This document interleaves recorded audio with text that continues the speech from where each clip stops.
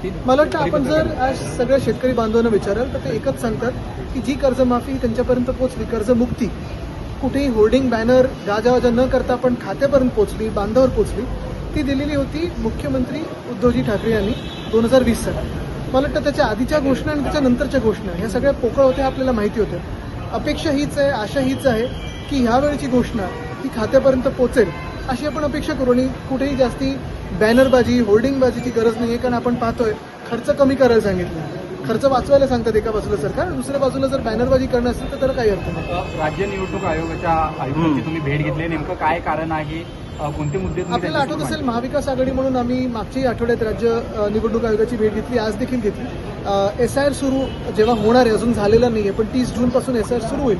त्याच्यात काही आमच्या ज्या अजून काही क्लॅरिटी पाहिजे होती गोष्टींना ती मागणी करायला. सर, अब्दुल सत्तार यांचं असं म्हणणं आहे की भारतीय जनता पक्ष हे शिवसेना संपवते.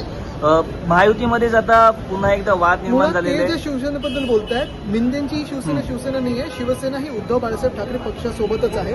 ते जे बोलतायत ती मिंदेंची चोरांची टोळी आहे. पण विधान परिषदेमध्ये ज्या पद्धतीनं एकनाथ शिंदेना कुठेतरी कॉर्नर केलं गेलं जात आहे, याचा अर्थ आता शिंदेनाच बीजेपी दाबते असं म्हणायचं का? ये तो सिर्फ ट्रेलर है. सर हिंदी में जाना चाहेंगे, लाडली बहन स्कीम चालू की गई थी